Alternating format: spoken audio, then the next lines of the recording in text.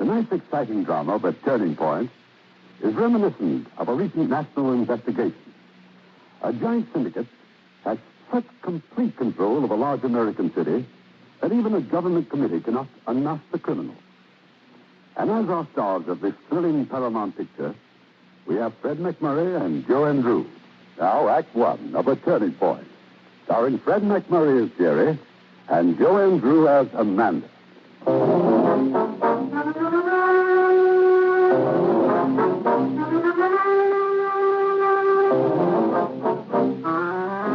Maybe there were tougher, more corrupt towns in the country than our town. But from where I sat on the Daily Chronicle, I couldn't see any. I couldn't see him for dirt. So when I heard that Johnny Conroy had been made special prosecutor to clean up crime, it gave me quite a jolt. Johnny Conroy, the fair-haired kid I grew up with, matching ideals against the brass knuckles of Neil Eichelberger's syndicate. The brilliant young Professor John Conroy, if you please, with ivy still twining in his collegiate hair against no-holds-barred Neil Eichelberger. I shuddered. I found it out while Johnny set up his headquarters on the mezzanine of the Harrison Hotel. I left the rosy preliminaries to the greeters, the dreamers, and all the other happiness people who didn't have the heart or the sense to let Johnny know what he was in for. How about it, Mr. Conroy? Can we say you've been given extraordinary powers to break up the crime syndicate so-called in this town? And does that mean Neil Eichelberger's mob, Mr. Conroy? If it turns out to be Eichelberger, we'll take care of it, boys. Well, what specifically are you after, Mr. Conroy? Everything illegal. Bookies, graft, corruption, gambling. You think the Eichelberger syndicate controls all this? Well, if it does, we'll find it out, break it up. May we have a last picture, Mr. Conroy? Please, gentlemen, Johnny has to go to work. Just one more picture. Yes, sir, boys. Go ahead. Shaking hands with the district attorney. Yeah. How's this? Fine. All right, get it, Gus. Got it. Thank you, Mr. Conroy. I want to tell the press I'm going to need your help. I know you'll go along with me. I'll give you everything I can. My headquarters are going to remain right here, spread all over the mezzanine of the Harrison Hotel, so you know where to find me. Thanks a lot, boys. Thank you, gentlemen. All right. Let us through, please. Let us through. Thank you. Thank you. Oh, dear. After that, Neil Eichelberger will be a vacation. No, we've got to get organized. Shall I make it 12:30 at the mayor's office, Johnny? Yeah. At 8:30 in a plush place dear to your heart for dinner. Request filed for consideration pending fulfillment of official duties. I'm awfully doggone in love with you, uptown girl. You're sweet, Johnny. Hi, Johnny. Jerry McKibben. It's good to see you again, Good Johnny. to see you again. Jerry McKibben of the Chronicle? Oh, I'm sorry. Amanda Waycross, Jerry McKibben. How do you do? Hi. Amanda's helping me out. Combination of Girl Friday and spiritual advisor. Also picnics on weekends. Amanda Waycross, huh?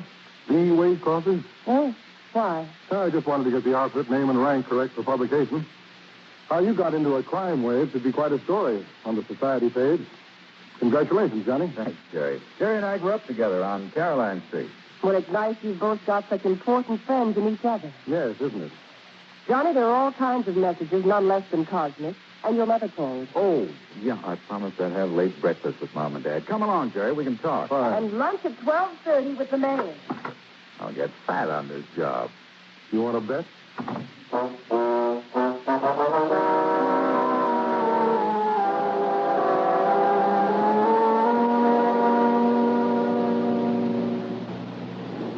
I've read your stuff, Jerry. Very tough, very bright. Tough is what you've got to be. Bright helps. I know. I'd like you to help my committee. How? Come on in with us. As press secretary or a guy to point out Neil Eichelberger and his merry men to you? Write your own tickets. Sorry. Why not? Because I'm a professional newspaper man and not an amateur crime buster. Don't match dream boys and fair-haired girls against foes like the Eichelberger mob. Amanda? You, too. You were always a kid with a dream on your face. Clean hands, pure heart, no political ambitions, I'll bet a dollar. Yeah, that's me. You're a sucker, Johnny. You know what you're up against here. This isn't criminal law 205 at the university, Professor Conroy. I know that. Then why did you let him suck you into this? You with your clean hands and pure heart and sunny face. A happy little amateur? A kid standing in the sun with a book under his arm, and if the flagpole falls on him, they'll say it was an accident. Maybe. But don't say anything like that to my mother. Your dad's a cop. He knows the facts of life. But he doesn't tell Mom. Okay? Okay, sucker.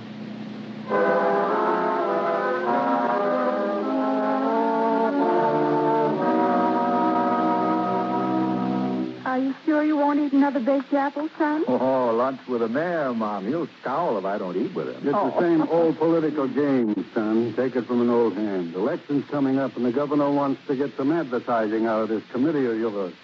Well, what do you think, Jerry? You working on this with Johnny? No, just doing a series on the personal life of the special prosecutor.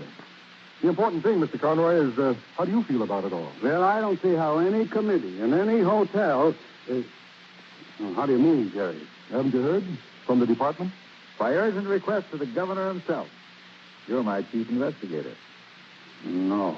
Well, why not, Matt? I won't have it. Why? What's the matter? I'm just a cop. Cop. You're the best criminal investigator on the force, and you know it. You're a professional, Mr. Conroy. I'm just a hard-working, hoodlum-pinching cop. And that's where I'm comfortable. But what we need most is a cop, an honest cop who knows this town inside out. That's you, Matt. We'll talk about it later. I got to get back to work. Oh, take care, Matt. I will, honey.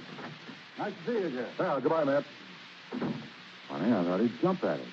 Thanks for the breakfast, Mrs. Conroy. Oh, it was a pleasure. I'll see you later, Johnny. I work, too.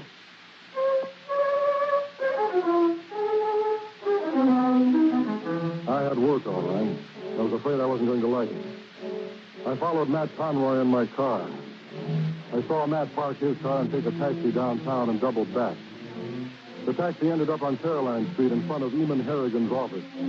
Eamon Harrigan, political frontrunner for boss Neil Eichelberger. That afternoon, I paid a call on Neil Eichelberger. I expected Harrigan to be with him, and he was. Hello, Harrigan. Mr. Eichelberger? Yeah? The Kidman of the Chronicle. Yeah, I'm told. I thought you might like to make a statement. About what? Johnny Conroy, the special prosecutor. Yeah, sure. I am happy that such an investigation is underway, since it can only clear me of all charges aimed at me by, shall we say, the gentlemen of the press? Thanks. Anytime. Are you a friend of the Conroy family? I am not. Well, Harrigan, is that you, Harrigan? How do you mean, friend? Oh, we all grew up together on Caroline Street, Harrigan. That was years ago. That's funny. I always thought you kept up that friendship. Think some more. I was sure you and Matt Conroy still spoke. We don't. Funny I should think that. You guys got a diploma in journalism school, you figure it makes you something special. Don't believe it, McKibben. And it isn't funny. So long, McKibben.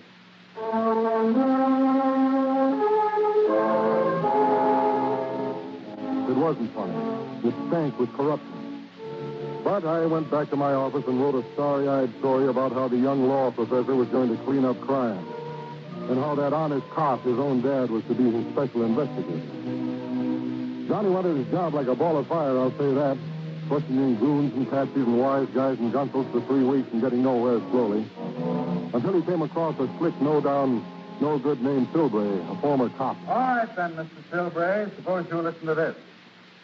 March 27th, you resigned from the police force. On the same day, you went to work for Eichelberger. The second day, the first day we talked terms. Selling whiskey, as you claim.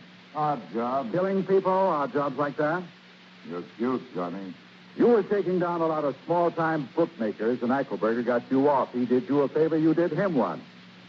You arranged the Manzanati's killing. I never heard such junk in all my life. You were a cop, Silbray, and you sold out. And if it's the last thing I do, I'm going to nail you. I'd rather nail one crooked cop than 100 hooligans. Now, get out.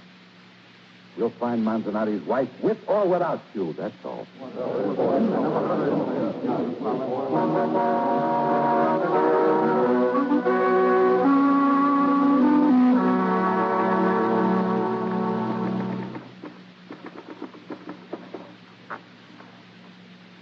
May I read what you've written, Mr. McKibben? Well, it's written on the commission's rented premises about the commission.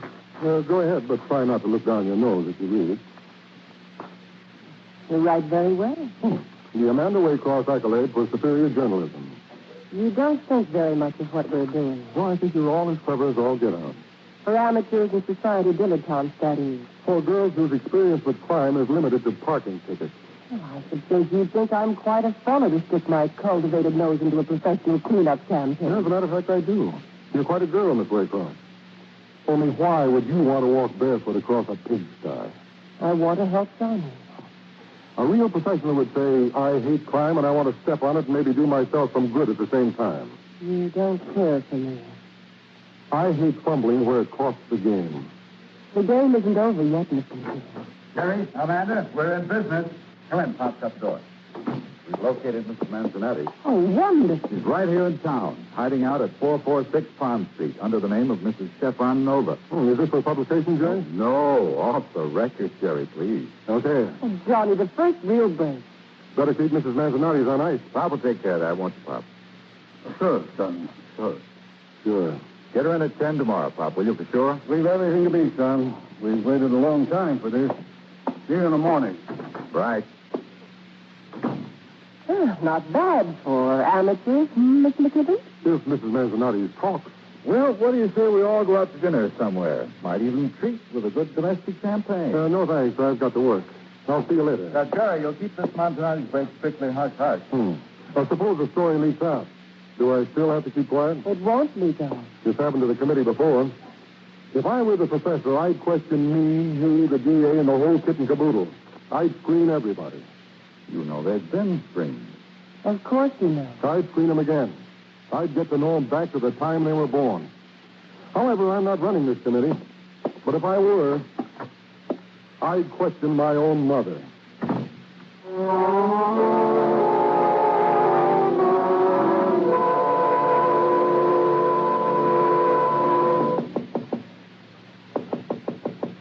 Come in. It's open. Well, Miss Waycross, to what do I owe the honor? Kip and I want to talk to you. What happened to your champagne dinner with Johnny? We changed our plans. What about your hurry to get back to work? I had to do my flower arrangement. That thing you said as you left Johnny and me today, was that meant to be provocative? Look, would you mind sitting down, great lady, so I can throw myself at your feet? What did you mean this afternoon when you said you'd question everyone, even your own mother?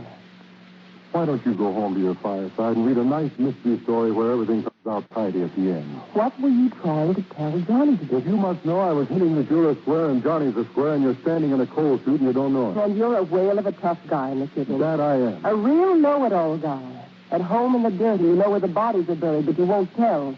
We're just ring around the rosy dabblers, and you're a hard-boiled professional. Check. I want to know what you were really trying to tell Johnny today. The truth. Okay, Uptown Girl.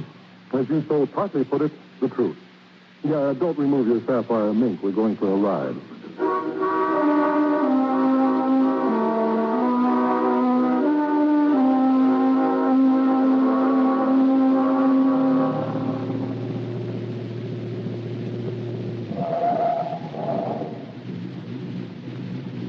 Well, this is it. Oh, Yonder is 446 Pond Street, wherein is hidden Mrs. Manzanetti, alias Mrs. Stepanova. Key murder witness in Johnny's office tomorrow at 10. who are those men stationed around the house? Upstairs and downstairs and in my lady's chamber, Mr. Neil Eichelberger's high-class rooms. No. They're probably convincing Mrs. Manzanetti that it would be unwise to do much talking tomorrow. What can we do? Nothing now.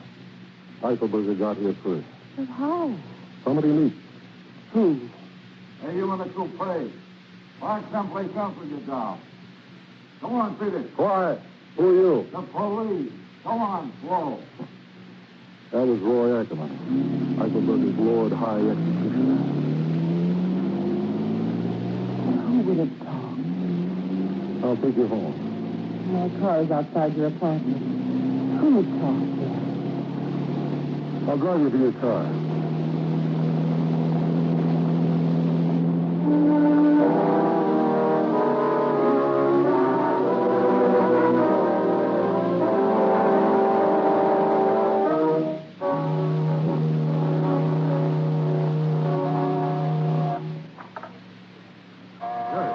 Hello, Matt. What are you doing out here at this house? Come in. Is Mrs. Conroy asleep? Yeah, just sit down. What's up? I checked on 446 Pond a half hour ago. There wasn't a cop there. I didn't think it was necessary. Ackerman was there with his goon. Somebody tipped him off to Mrs. Manzanetti. Harry, you're crazy. Look, you called Harrigan right after you left us at the hotel. You're drunk. I know you're working with Eichelberger, Matt, through Harrigan. I've known it for weeks. I've been trying to figure out what to do about it. Harry, you must be crazy. I grew up with Johnny. I know how he feels about you, and I don't want this to tear into pieces. And I don't want to see you in jail.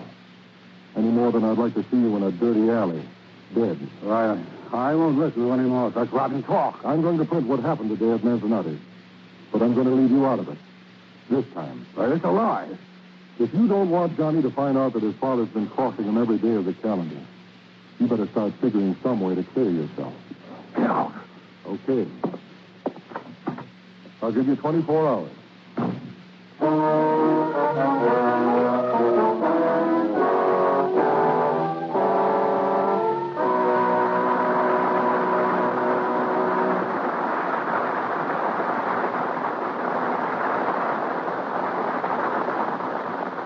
Act 2 of The Turning Point in a moment. You know, our servicemen overseas have a wonderful opportunity to observe new customs and traditions. And they find, too, that these ideas of other people aren't so strange after all. And take, for instance, the use that man has made of animals. You see teams of oxen in Italy and southern France. Donkeys are both the transportation and beasts of burden in Spain. Buffalo are the domestic animals of Iran and the Near Eastern countries. Camels in Africa, the elephant of India, and dog teams in Alaska. Well, when you understand the reasons behind the use of these animals, it doesn't seem strange that they should be used in other countries. Why camels in Africa? Well, because in spite of their bad tempers, they're well equipped for desert travel. Eyelids that keep out the sand, stomachs that can store up water for a long journey. Why dogs in Alaska? Because they're meat eaters, ideal for a country with little vegetation. Why oxen in Italy? Because their strong muscles enable them to do heavy work that would literally kill a horse. These people are as fond of their animals as the American farmer is of his pedigreed bull or his prize-winning sow. The same is true of other customs and traditions in all countries. The way of doing things may be different, but the ideals are the same. These customs are important to the people who follow them. And our servicemen are helping to maintain goodwill by observing the customs of other people in other lands. Now, our producer, Mr. Cummings. Act 2 of The Turning Point, starring Fred McMurray as Jerry and Joanne Drew as Amanda.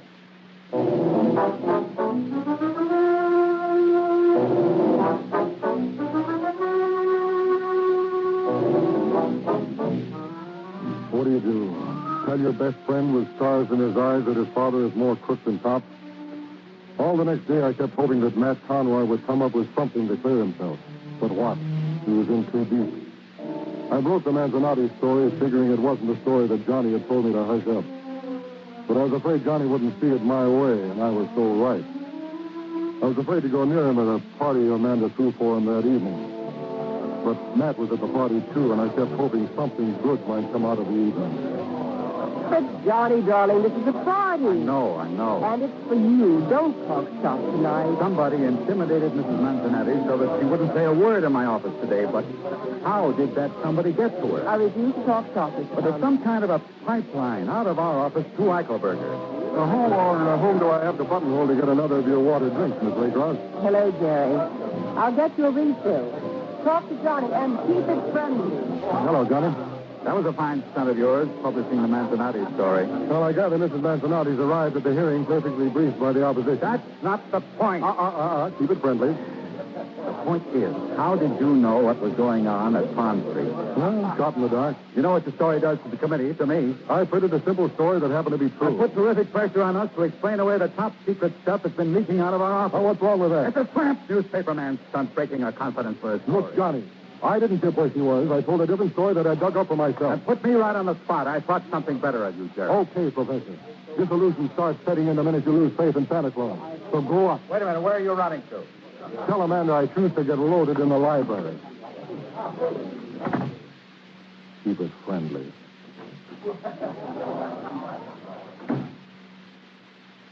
Jerry, I got to talk to you. Okay, Matt. Look, I'm in a terrible, terrible spot. Yeah. I lost my temper last night. I'm sorry. That's all right, Matt. Suppose I admit what you said last night. Will you go along with me? That depends. The way people figure, a cop is supposed to be more than human. Work harder than anybody, be more honest than anybody, and pay for his own equipment. He's not supposed to want money or things for his family. He's altogether too high principled for that. Well, it was fine for a while. Then, somehow or other, you get to be 40. You have a kid growing up, and you want some things for him. And then you find you're in debt. Suddenly you find some easy money in your pocket. It isn't pocket money. At first. And then you find they own you. They got me in a nutcracker, Jerry. You've got to help me. Well, there's only one thing you can do. Deal behind Eichelberger's back. Feed them phony information. And try to stay alive. Or you can tell Johnny the truth. No. I can't do that. Well, I can't think of anything else. Jerry, Eichelberger had me on the carpet this morning. Well? After your Manzanati story. He burned me for not having told him that a newspaper man was with us when we got the lead on the Manzanati woman. He called me a dumb flatfoot and a fly cop. And I had to take it. Is that all? No. He's giving me one more chance. There's a folder in the DA's old files he wants you to get. Why? File on Lloyd Castor, 1934. Castle blabbed about things that didn't mean anything then, but they do now. They want that folder. How do I get that and stay alive? You get it, man. Get it and give it to him. Only have it photostated first. Oh, and there's the shadow. What about that? What? Jerry, I thought I told you and Johnny to keep it friendly. Hi, Matt. Well, I got to go, folks. Well, thanks, Jerry. I'll look into that for you. Yeah. I brought you a ham sandwich instead of a drink. Oh, thanks. You mind if I eat and run? Is your car downstairs? In the garage. Give me the keys, huh? No. Okay. Operator, this is Miss Waycroft's apartment. Would you order a cab right away? Thanks. Thank you very much, Miss Waycroft. I'll see you later. Jerry.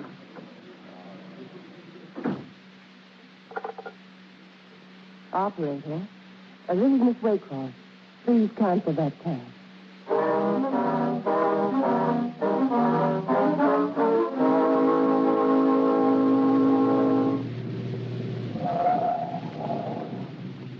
Taxi, sir? Oh, Amanda. I canceled the cab. Get in, all right. Sold. Where to? The criminal court building. Only don't drive up in front of the building. Can't you tell me anything about it? I'm afraid I can't, Mandy.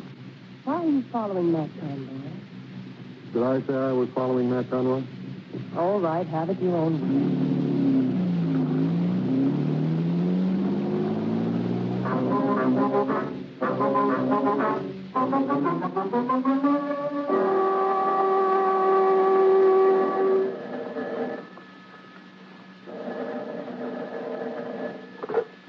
Yeah? Hello, Harrigan.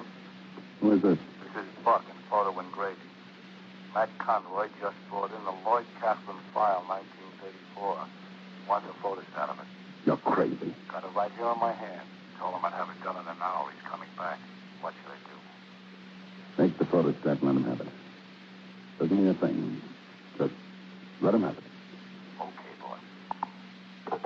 Trust a crooked cop.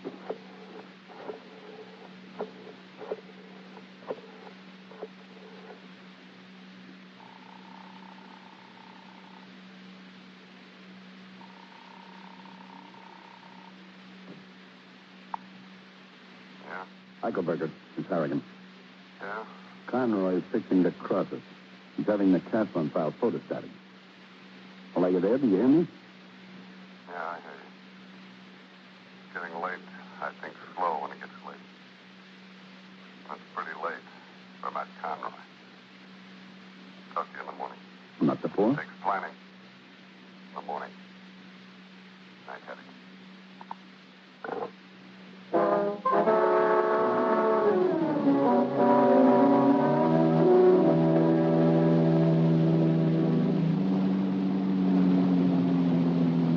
I suppose you still won't tell me why you were following Matt Conroy. Not yet, Amanda. Is everything all right? I hope so. Jerry, if you'd only relax a little. Well, if only you would. Maybe we both should. All right. I know you don't think very much. Don't I? I went into this thing because Johnny was in it, and I had so much respect for him. Respect, huh? I thought I could be of some use. I know. See? How do you know? You ought to help, but I'm beginning to get scared. No. It'll be all right. You think so? Relax. You're better already, and I'm suddenly very hungry. Me too. Only who has a decent dish of coffee and a stack of wheat at this late hour? I do.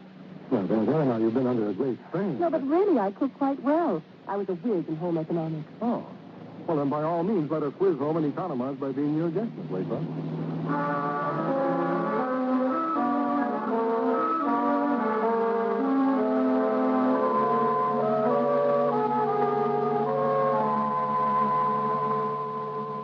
So there you have it. The story of my life, and if it made you weak into your coffee, I'll replace it with hot chocolate. That's not a very inspirational biography, I'd say.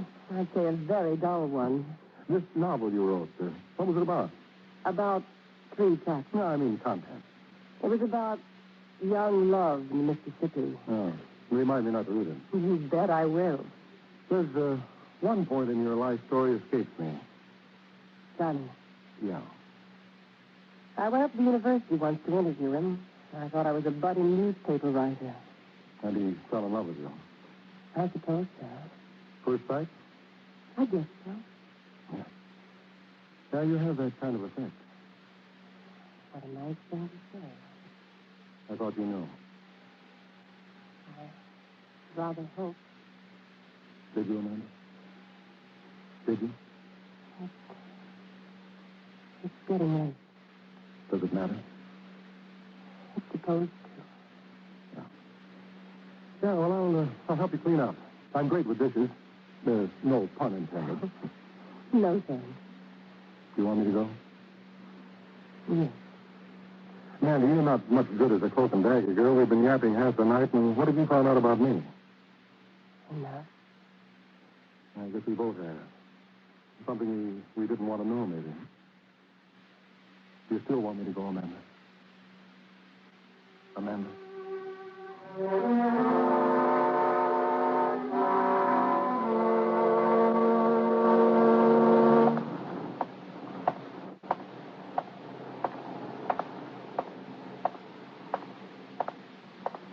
Hey, Matt.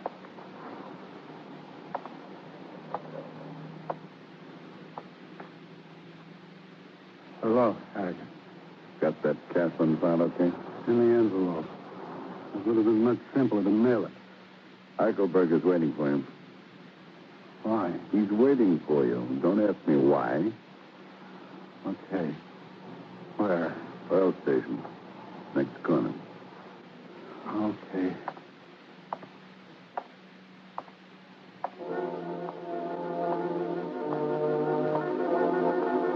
Matt Conroy never got to that oil station. He passed a small food market just as the plant ran out screaming, "Hold up, hold up." The honest veteran copman, Matt Conroy, made him reach for his gun and start into the store. The gunman ran out, but his gun was ready.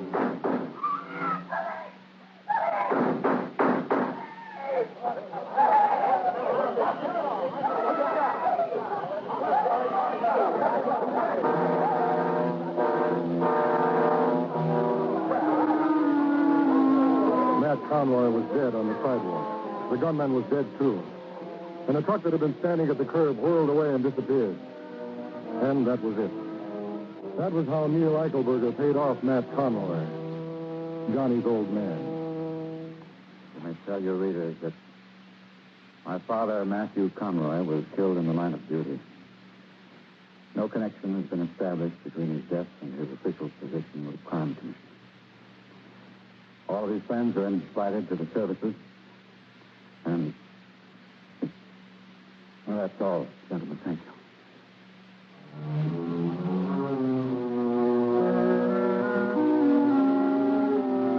Amanda and I went to pay our respects to Matt's widow and to be with Johnny. I went out on the porch to have a smoke and to think. I heard the screen door close behind me.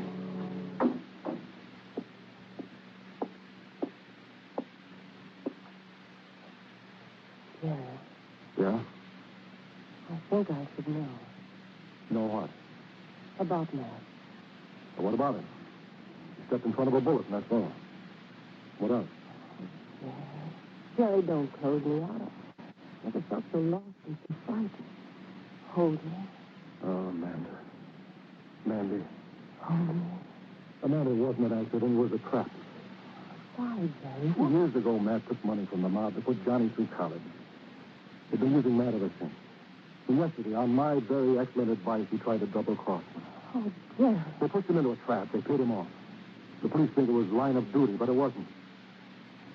What do I do now, Amanda? Call the cops? What do I tell Johnny? That his father was a crook? Darling, darling. And what do I tell him about her? I don't know. Amanda, will you be...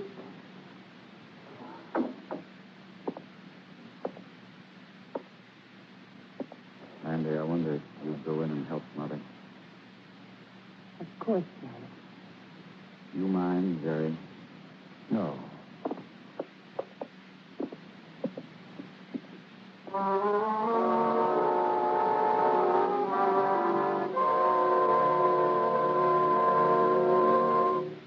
Now, Station WRRG again takes you to the offices of the Special Crimes Commissioner, John Conroy, has resumed his questioning of witnesses after the 5-day interruption occasioned by his father's tragic death last week.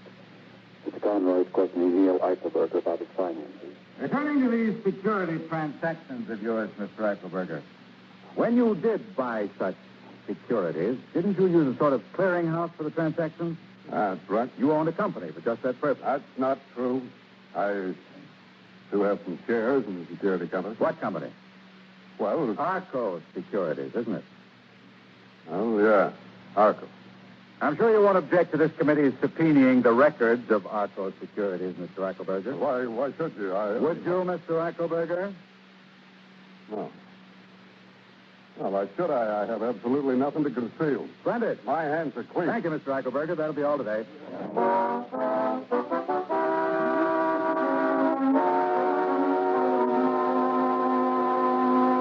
Arco. Where did the money come from, Mr. Eichelberger? Arco. What was the holding company's name? Arco. Why did we leave such a loophole, Hennigan? We had to for the income tax record, Neil. This professor had to come along with a bee in his bonnet and trip us up with Arco. Arco.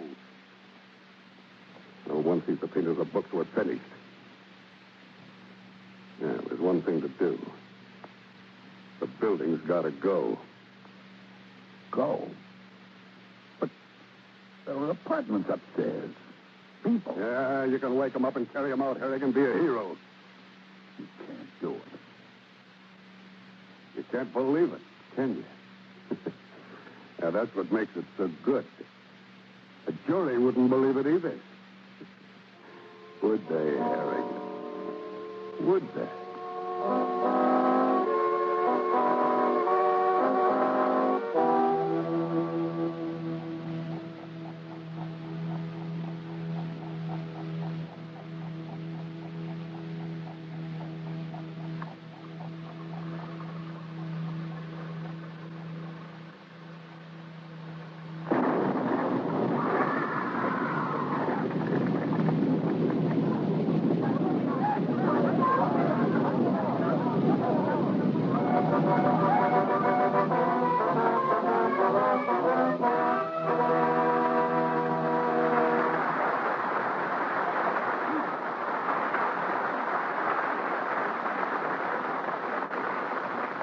Make a friend, and you make an ally. There's a thought for you to keep in mind, as many another American has. In 1945, Lyle Hayden was sent to Iran by a privately financed organization to help the farmers with their agricultural problems. At first, they were listless and disinterested. But Hayden started a small demonstration farm to show them what could be done. He began to drill for the water he was sure lay beneath the villages. And when he hit it, his second-hand pump began pumping 15,000 gallons an hour. Well, now the Iranians welcomed his help. With their aid, he purified the water, removed the threat of malaria from the irrigation ditches, started a successful chicken breeding program. Then he opened a free school to teach the children reading and writing. And it was so successful that the Iranian Minister of Education asked him to organize his teaching methods in other villages. Hayden offered a teaching job to any young villager who could learn to read and write. The successful ones came from his night school classes. As the months and years went by, Hayden continued educational and agricultural programs throughout the country. And today, what prosperity the peasant farmers of Iran enjoy can be attributed to the tireless work of Lyle Hayden, who combined the best qualities of missionary and businessman to win the thanks of a grateful people. Once again, an unselfish American proves that by helping others, you help your country.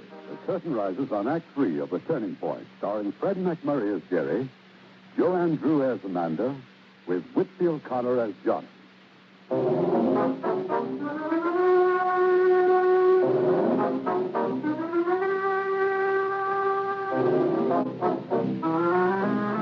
blast at Arco Security shook half the city. Johnny and I raced down to the scene. There was nothing we could do. And the sounds of the injured and dying were more than anybody could bear. I let a couple of days go by before I dared go up and see Johnny Conroy. He was in the file room, alone, haggard, haunted.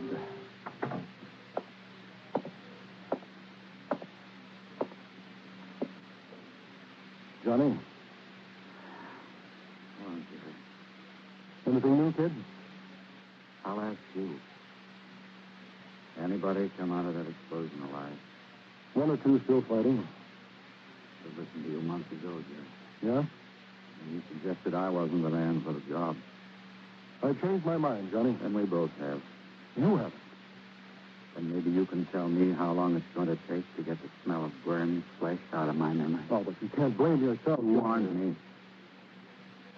I was just a kid standing in the sun with a dream on my face. Look at those files. Thousands of pages of testimony. What good are they? The Arco files are the key to this case. They're gone. That's right, Johnny. To make a case against Eichelberger now would take a major hunk of criminal evidence. Well, by the time that happens, if it ever happens, this committee will be history. Dead. What do you mean, Johnny? I'm quitting. Okay. So we strike off a medal for Neil Eichelberger and all his foul time, huh? The winner and still champion are the Wolves, right? Does that suit you? How many more people do you expect me to kill? I've dug up a story, Johnny. It's a murder story. We play it right, and we can panic Eichelberger into making a mistake. What murder? I'm going to have to knock you to your knees again, Johnny. What murder? Your father. What? There wasn't a cheap stick-up shooting his way out. It was a planned execution right down the line. Even the double-crossing that little Marty LaRue punk they used. They let LaRue shoot your dad, and then they shot down LaRue. I know it, Johnny. It figures. My hands were tied, though. I couldn't hit you again. Why? What would be their motive? Why? Matt was working with Eichelberger, Johnny. He told me himself. He was trying to shake loose. They framed him dead. My father. A crooked cop. He died clean, Johnny. He went down shooting. Well, I can't stop you from telling the story. All you have to do is ask. I can't ask. All I can do is quit. But that means the whole investigation collapsed. They're going to point some other dream lad. You know they never will, Johnny. They'll see how much time and money produced absolutely nothing, and they'll drop it cold. You know that. A committee will be appointed to investigate the investigation, and they'll return a big report, and it'll be filed and forgotten. And the people wind up right where they were, at the mercy of the hoodlums. Is it so important to you? Yes, it is. You're the boy with a dream on his face now. No, I don't know. But I know this.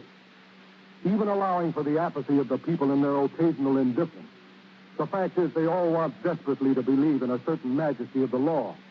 And for people like us, like you and me, the greatest crime in law is lack of faith in the law.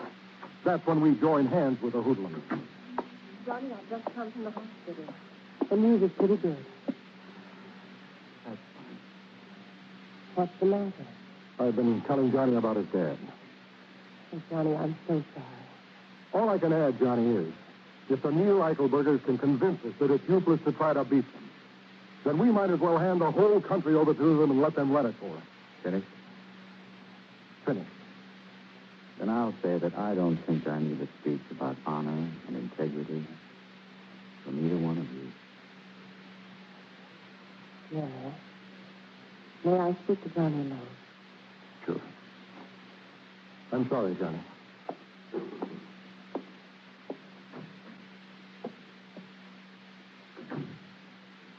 I understood what you meant about Jerry and me. I'm sorry I couldn't have told you. It's unimportant now. I can't apologize or ask for forgiveness. I can only ask you to try to understand that we tried very hard not to have it happen. Oh, but Johnny, don't let this influence your decision. If you walk out now, you'll regret it the rest of your life.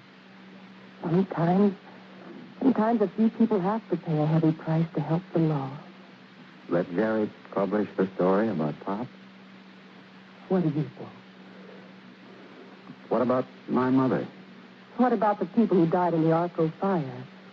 And Jerry has an angle. Oh, Jerry always has. If you can identify your father's nerves, Eichelberger, you'll have them, Johnny. You'll pay them back. You tell Jerry. Tell him what? To print the story.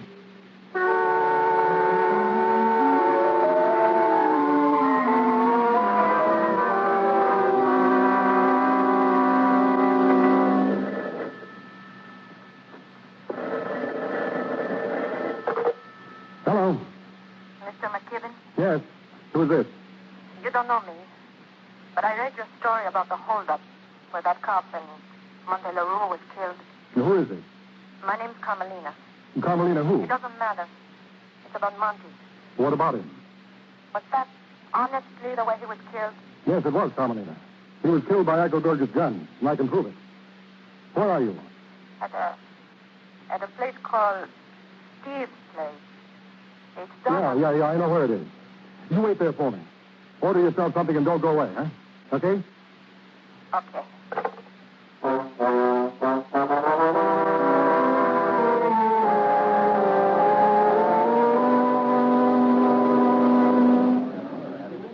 We can talk at this table, Carmelina. I want to know, was that how Monty was killed? They hired Monty to kill that policeman. And then they killed Monty. Were you his wife? Yeah. But I didn't want him to get into it. I couldn't stop him. He was crazy to be a big guy. Yeah, I know. They told him they were going to make him a big guy. Who told him? In the next room, I heard them every word. A big guy. Who was in the room, Carmelina? Carmelina, did you see Monty's body? Yeah. I saw it. You'd like to have them pay for that, wouldn't you? Yeah. Who was in the room, Carmelina? A guy named Ackerman. Roy Ackerman? And somebody called Herm. Herm. Herm what? What was his last name? Carmelina, what was Herm's last... What are you staring at? Behind you. In the doorway. It's them. How did they know you were here? I don't know. I live in the next block. Have they seen you? Yes. Are they coming? Yes. Well, listen fast. There's a kitchen door behind you. When I say now, run for it. I'll be right behind you. Don't get lost and don't let them get you. Yeah.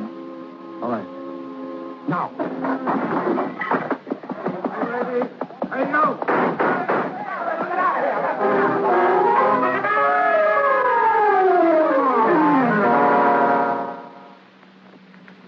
Only she hadn't slipped away from you, Jerry. Yeah, but she did slip away. The girl was crazy with fear.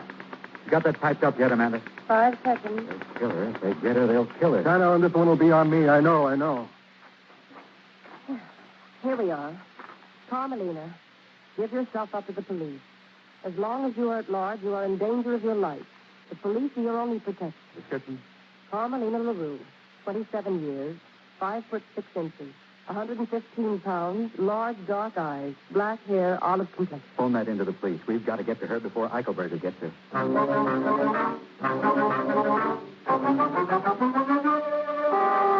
What's the matter with you, Ackerman? You nervous? I'll tell you what's the matter, Eichelberger. That dame is loose and she can talk. She talks to McKibben. It'd never stand up in court. We'll be sitting in court waiting to see if it'll stand up or not. I'll tell you who, me. Forget it. And I'll tell you something else. This guy McKibben is the only guy who can identify the LaRue dame. Anybody else they drag in is just a scared dame, but McKibben knows LaRue. You worry about the courts, Eichelberger. I'm going to change our luck. No, you won't, Ackerman. One big mistake was knocking off Matt Conroy. Talk to yourself, Eichelberger. Now, you heard what I said. Lay off McKibben.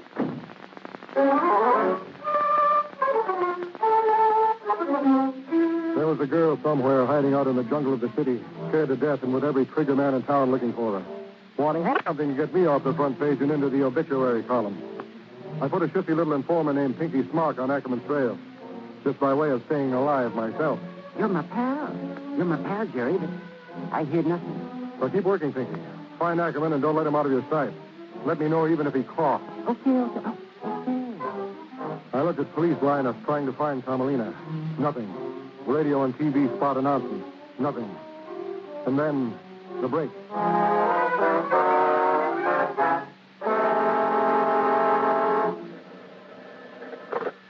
Yeah? Jerry McKibben, the Chronicle. That's right. Who are you? You don't know me, but my name is Samuel Lester. I'm a fight manager. I used to manage Monty LaRue. I think I can tell you where Carmelina is. Where are you now? I'm at the fights. Now, listen. I'll leave the ticket at the box office for you. You come along. I'll take the seat next to you as soon as I can get away. I got a boy in about here. How do I know this is on the square? You're not worried, are you, McKibben? You got nothing to worry about? I know what you mean. How safe can you be? All right, Sammy. I'll be there.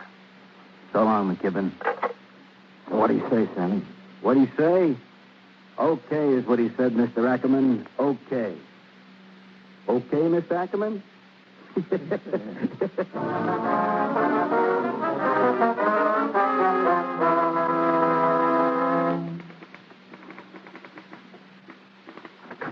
Help me. Oh, what on earth? Who are you? I'm Carmelina. Johnny. It's Carmelina.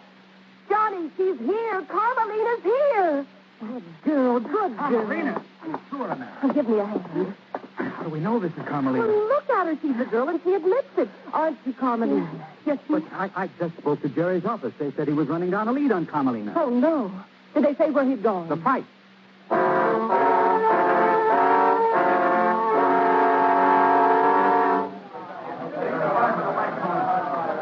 Hey, pal.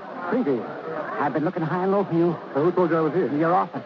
I told him it was important. And, pal, it's important. Have you found Ackerman? I found him right here. And I saw him point you out to one of his out-of-town cricketers. There's a gun on you, pal. So watch it. I gotta go. Thanks, Picky. You'll be seeing you later, pal.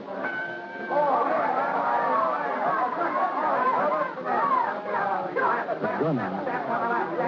Where? When? Maybe when the crowd roars so they won't hear the shot.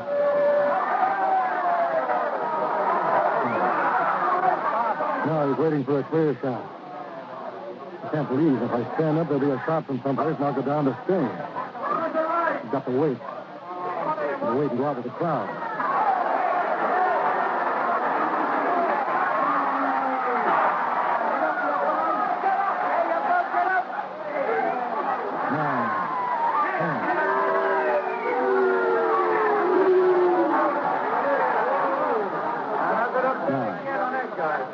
Let's stay with the crowd. Go the aisle. Into the tunnel that goes to the street. The guy with a gun.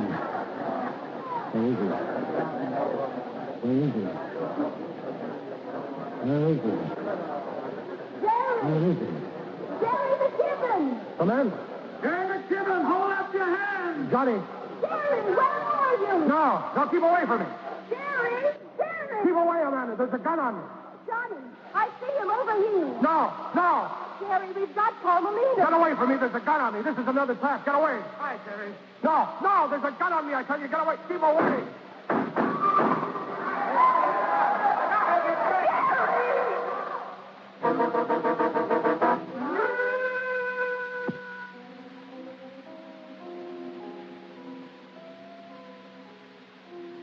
Jerry?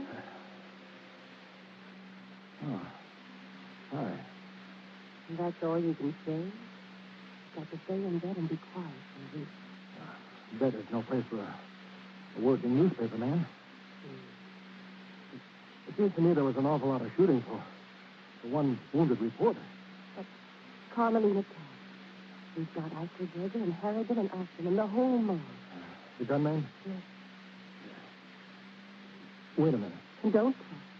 But Carmelina talks, he said. He said that as if we at least got some value for the price. What price? Not just me. Amanda. Where's Johnny? Sometimes, someone has to pay a great price to uphold the majesty of the law. Johnny. He tried to protect you and me from himself. Yeah. He stood in the schoolyard with his books under his arms, and a dream on his face.